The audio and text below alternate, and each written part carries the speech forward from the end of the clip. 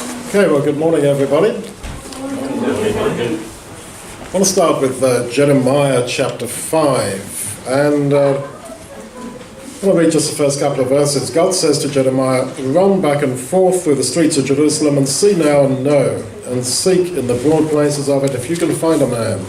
If there are any who does justice, who seeks truth, and I will pardon her." So God tells Jeremiah to go running around the streets and squares of Jerusalem looking for a man, looking for people. And of course, Jeremiah was representing God. This is God's search for man, and that's what I want to talk about. But when I say man, you know what I'm not politically correct, but persons, people, you know what I'm saying. So God is in search of man, okay, and he is, as it were, running around the streets of the cities and the squares looking for people. And there is an old Yiddish proverb poem that in English is something like this: "And going out to meet him, I met him coming toward me," talking of God. There is this idea that, we were in search of God. I was searching for the truth. I was searching for God, and then eventually I found it. That is not untrue as far as it goes. But far more than that, the essence is not that. God is in search of you and was in search of every one of us. And the Bible is not a riddle to be solved, as in, if you can get through this, then God's waiting for you to have a relationship with you. God is far more proactive than that, and it is that which I want to just develop and go through. Well, within Jeremiah, Jeremiah 30, God says of Israel, Jeremiah 30, verse 17, that this is Zion whom no man seeks after. 30 verse 17, that is, lamenting that no one's looking for Zion, but I am. And if you just scoot back to 14, this is Jeremiah 30, all your lovers have forgotten you, they don't seek you. No one's looking for Zion, no one's searching for Zion, but I am, God says. And putting those two verses together, you get the idea that for a man to search for a woman is to, get married to her, to form a relationship. And so God laments that with rejected Israel, no one's searching for her, but I am. And yet in all the centuries and the millennia of, tragic history of Israel, it could seem that God was sleeping, waiting for this repentance or whatever that's supposed to happen. But actually he was and is searching, knocking on the door of every individual Jewish person, and it seems to me of all people. Going further, Job says something, he says a lot of wonderful things, but something very wonderful in Job 10:16. He says, "He hunts me," talking about God, "he hunts me like a lion, and then he is wonderful to me. He shows his wonderful grace to me." So this is God in search of man. He hunts me like a lion. He seems aggressive, and then he finds me and shows himself wonderful to me. So that's what God was doing to Job. Through all the, stuff that he went through. Betrayal by his friends, maybe his wife, loss of his kids, collapse of his health, loss of all things. This was God hunting him like a lion because he wanted him. And he was a just and upright man. He was a good Christadelphian or whatever. He was perfect and all that. That's what it says at the start, that this man was perfect. This man was upright, and he was. But he still had to be hunted beyond that. David, Psalm 89:20, "I have found David, my servant. I have found him." And God found him a man after his own heart. He searched all through Israel, looking for someone who could replace Saul, and I found him. But there's no indication of that search. And there isn't today. The skies seem steel, don't they? God appears not to be. But beyond the steely silence of the skies, there is this search of God for people that we have to, once your eyes are open to it, then you see it. Then you see it. And of course, one thing that this makes a huge difference to is your attitude to talking to folks about the gospel, because the impression is that nobody is interested. But in fact, there is a hole in the heart of every human being that only Jesus can fill. This is absolutely so. And God is searching for people. And all we're trying to do is connect them. And there are people searching for Him. They're not interested in going to church, going to religion, all that stuff. That I would accept. That there's not so many people when they come to church. I accept that. But there are plenty of people out there who are searching for Him. And He is searching for them. And that is why when Jesus says, go into all the world, preach the gospel, etc., He says, and I am with you to the end of the age. I am with you. And He will be particularly with us when we in our little way do our bit of evangelism. When we in our little way get the courage to change the track of that conversation and suggest something about Jesus to a person. You'll feel His very special presence, because this is really what He wants to do. Isn't it, David? This is really what He wants to do. And you go out to people and say, do you want New Testament? Or have you thought about Jesus or whatever? People are interested, aren't they, David? You gave a New Testament to a lady with to a what lady? What? You got 10 points in the little game for giving a New Testament to a lady with a hijab. Yeah, so they get 1 point for each New Testament they distribute, and 10 points if you get a woman with a hijab to take them. And he got 21. He got 21. That was in Croydon, not in Bournemouth, by the way. What I'm saying is that, beneath the hijab, beneath all that stuff, beneath the macho sort of, oh no mate, I'm not interested, I don't do religion, I say, yeah, I don't either, mate, But beneath all that, there are hearts that are searching for God, and God is in search of man. Now,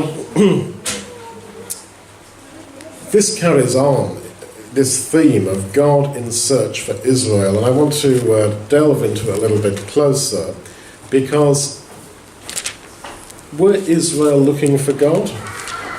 It seems to me, no, they weren't. He says, Hosea 9, verse 10, I found Israel like grapes in the wilderness. I saw your fathers as the first ripe in the fig tree, but they turned away. That's Hosea 9:10. I found Israel. God was searching for Israel, and He found them like grapes in the wilderness. He thought they were wonderful. So God was searching for Israel, and He thinks He's found them in the wilderness. Jeremiah 2, Ezekiel 16, God says He fell in love with Israel in the wilderness. That, oh, you were wonderful. But were they? Were they searching for God? No. They were a bunch of people in Egypt who wanted a way out of a desperate situation. And so they said yes to whatever was going. But Ezekiel 20, they took the idols of Egypt with them through the Red Sea. Amos, they carried the tabernacle of Molech through the wilderness. They carried 2 tabernacles through the wilderness. Don't think of this faithful Israel carrying the tabernacle of Yahweh on their shoulders, and that was it. Yeah, they were doing that. And they were carrying, Amos says, and Stephen quotes it in Acts, they were carrying the tabernacle of Moloch and the star of their god Remphan, all through the wilderness. Now, are these people searching for God? I wouldn't say so. But He searched for them and rejoices that He finds them. Numbers 23, the thing with Balaam. He says, God says through him, how beautiful are your tents, O Israel, and your tabernacles, O Jacob. I saw you as the cedar trees by the waters, as the line aloes planted by the rivers. He did not behold iniquity in Jacob, nor did He see perverseness in Israel. There was iniquity in Jacob, there was bags of it. But God did not see that, because He was in love with them. When Paul talks about imputing righteousness, that is true. But God does that, and He did that to Israel. Why? Because He loved them. Now, love is not blind, contrary to what is said. It might seem like that to us. You take the girl who's about to marry the druggie and the alcoholic, and we say, look,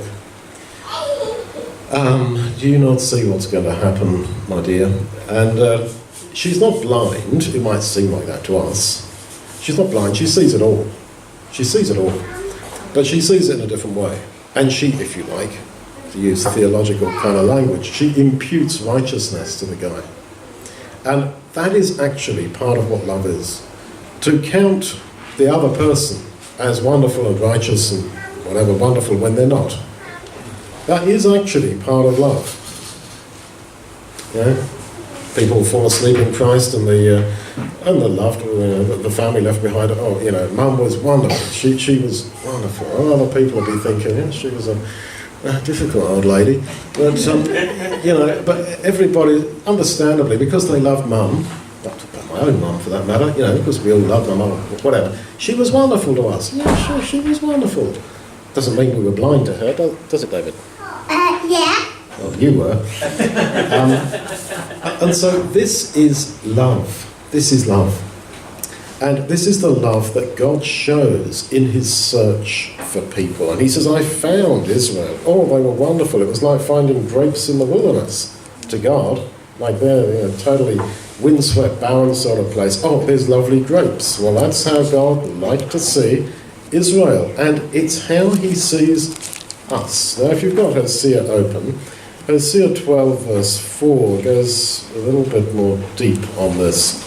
It talks about Jacob. He struggled, this is verse 4, Hosea 12:4. He struggled with the angel and travailed. He wept, he made supplication to him. He, that is God, found him, that is Jacob, at Bethel. And there he spoke with us. God found Jacob at Bethel. Well, that is talking about the night when he's run away from home, having lied to his blind old dad and deceived his father. And he comes to Bethel, what was later called Bethel, and he dreams of the stairway to heaven. And God says, I'll be your God. And Jacob says, yeah, well, if you bring me back here in peace and safety, I will give you 10% of all I've got, which I always think is incredibly mean. If you do all that for me, I'll give you 10%. Jacob wasn't with God at the time. He really wasn't. When he talks about God, he talks about the God of my father Isaac, the God of my father Abraham. Never, only at the end of his life does he talk about my God and the God of Israel. So, the thing is, God was in search of him, and he found him, he says, at Bethel. All these are examples of God searching for people who weren't searching for him. I mean, Saul, king of Israel, is the great example. The guy's out there looking for lost cattle, and suddenly, Samuel sort of says to him, well, you're going to be king of Israel. Like me? Yeah, all right. And it's like Simon of Cyrene carrying the cross. He is coming out of the countryside, a simple man, simple in the sense that he didn't understand what's going on. Hey, you, carry the cross. This is God all the time in search. Now, if we can perceive the scale of this that's going on, that just as God knows every molecule at the bottom of the ocean and all the little insect life that's going on underneath a tree, he knows every single heart on the planet.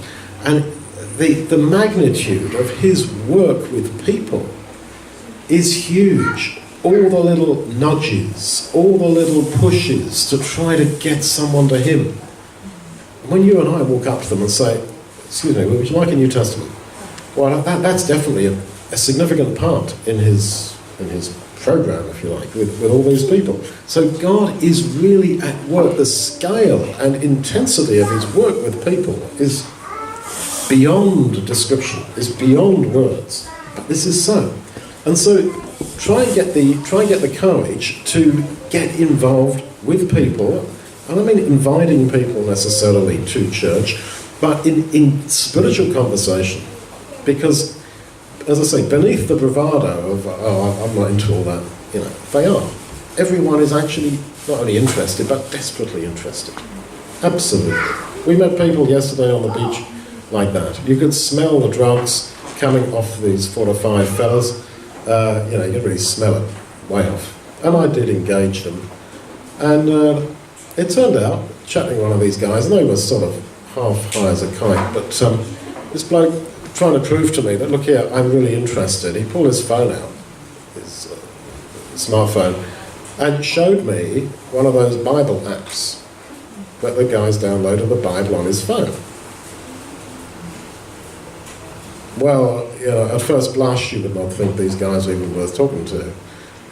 But it's there. People downloading a Bible app when they are into, drugs and various misbehaviours, I guess. There's that hole in the heart of people. There really is, that only Jesus can fill. So, does this just mean that we have to sit back and let it all happen? Well, yes and no.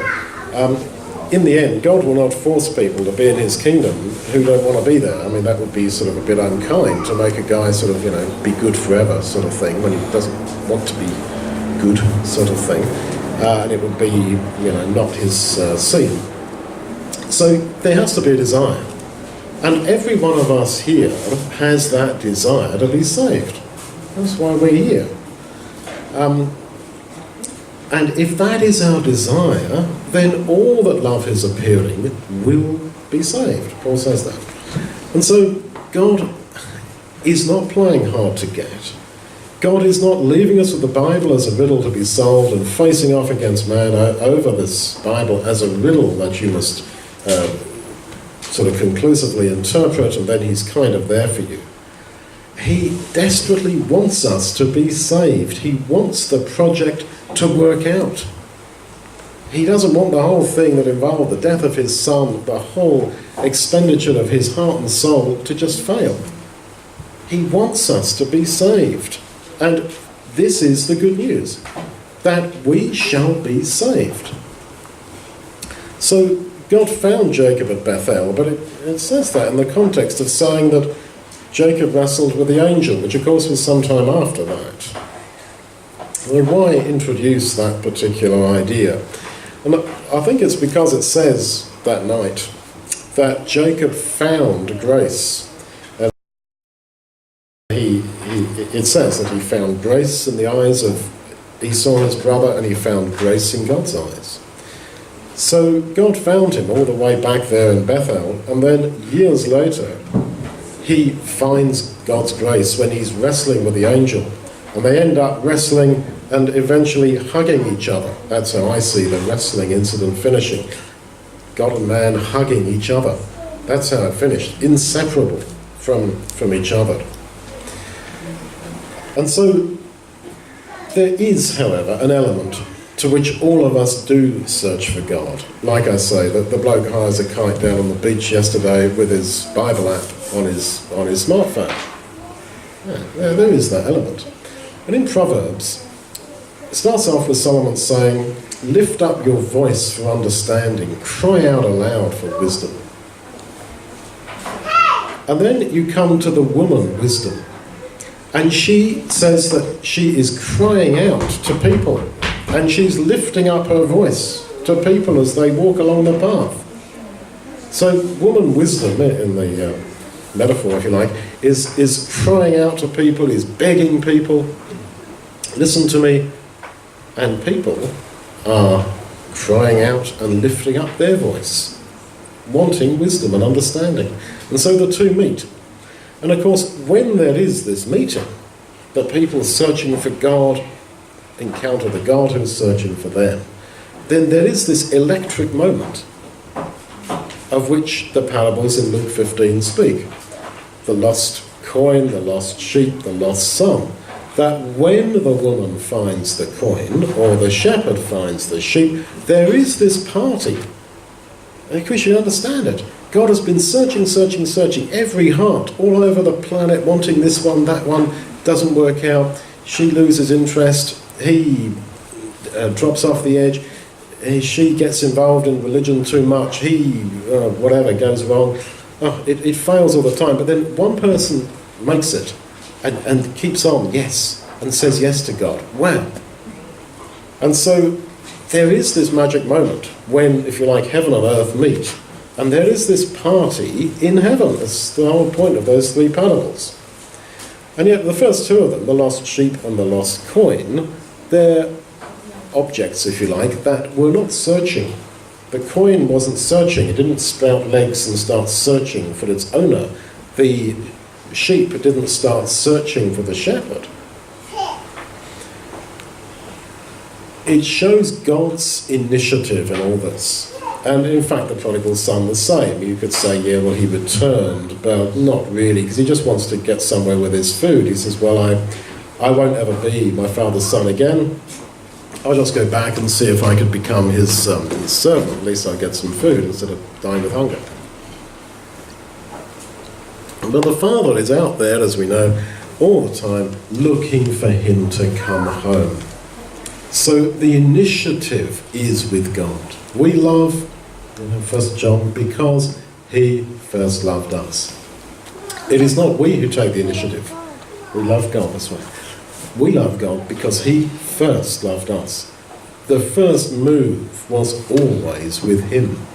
And this is the problem with any idea that by our sort of unaided intellectual search for God, we are rewarded with finding him. You see, this is half true, but it is dangerously untrue in the other half, because God is searching for us, and all you got to do in that sense is say yes and be led by him further. So then, back there in Luke 15, the woman who loses her coin. I mean, women in those days owned nothing. They didn't even own their own bodies. They belonged to the husband. But the one thing they did own were these 10 coins that they had, that they were given as a dowry or whatever when they got married, that were around their forehead. If you lost one of them, you lost something totally intimate and personal to yourself. And words cannot describe how you felt when you had lost it and you were going to search for it till you found it.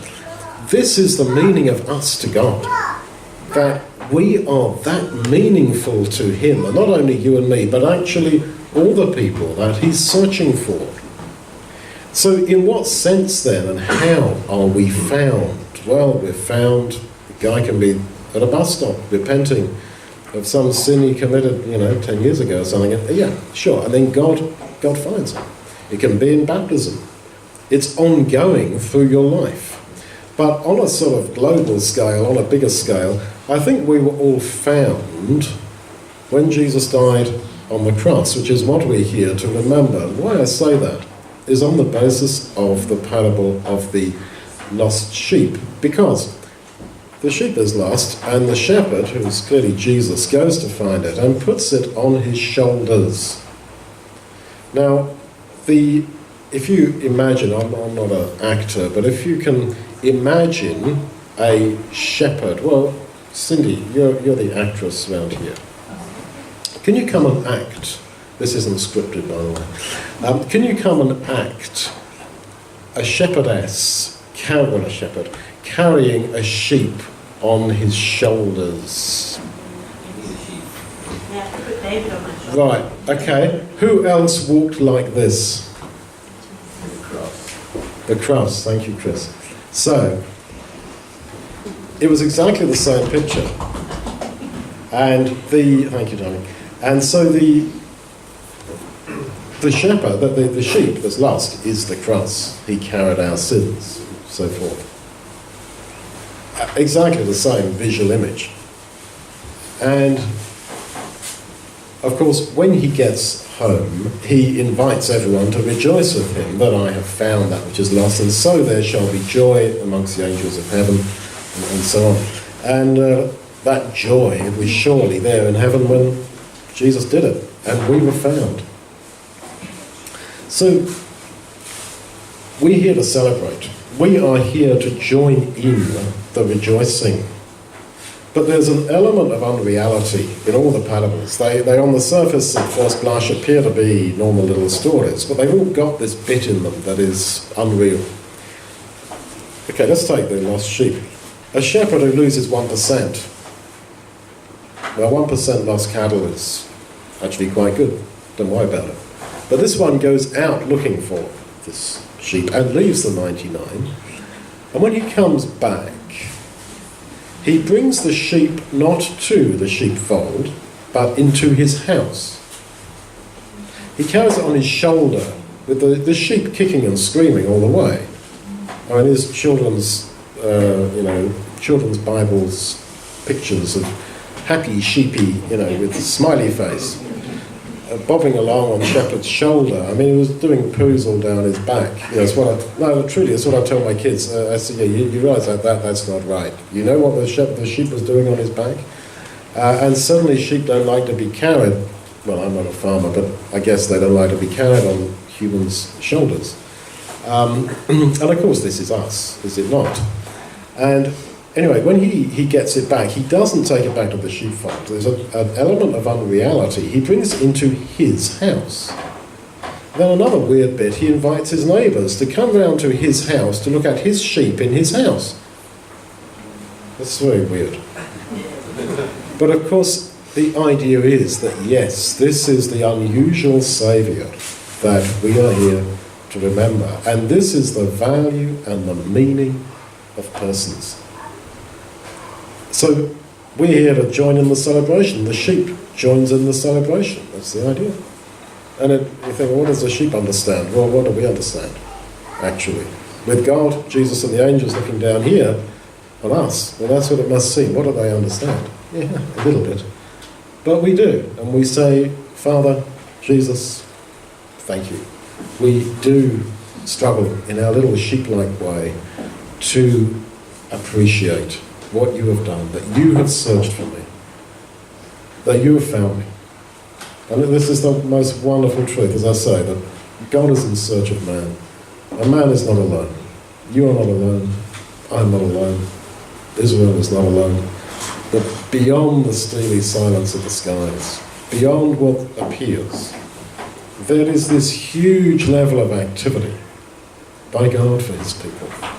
And in our evangelism, we take a part in that. We're just part of that bigger picture.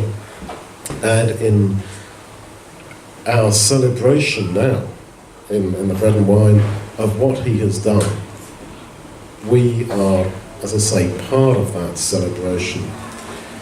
That he has found us, that I have been found, that I am not alone, no matter what we go through.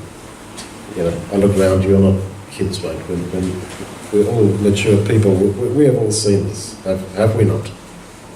That he is there, that he is not only there, but that he has this special love for me. For years, maybe for a couple of decades, I had this idea, I don't know why, but God seems to love me especially, sort of almost more than other people. I couldn't quite verbalise it in those terms, that I thought God sort of loved me more than other people, but I just had this feeling. I don't know, the penny dropped. That's how we all feel. That he does. He's got a special love for me and for you. That I am special. What does the word saint mean, Daniel? I skipped that. Special. Special one. So a saint is a special one. The New Testament keeps talking about saints. I always tell the kids, special ones. We're special. And this is the thing. It doesn't mean that you walk down the street with your head up, up yourself and arrogant, not at all. But that I am special. That I am loved. I am loved by the King of the Cosmos, by Jesus. And not just love in an abstract sense, but love that had moment to it, in that he died for me. Yeah, it's one thing to say, oh, I love you, hon, but love is action. There's got to be more to it than words, and God knows that. And when we ask the question, well, why did Jesus have to die on the cross? Why are we here remembering his death? I know the cross was kind of multifactorial, but I think one of the reasons was to grab our attention. That I do really love you. I have told you this all through the Old Testament. You kind of didn't believe it. I will give you my son. Will that get your attention? Will that persuade you? Will that make you feel special? Will that make you get it? That I'm passionate to save you? And sadly it doesn't for a lot of people, but it has done for us, because we have perceived it and we have said yes. And in the end, that is finally all we have to keep on doing. Thank you.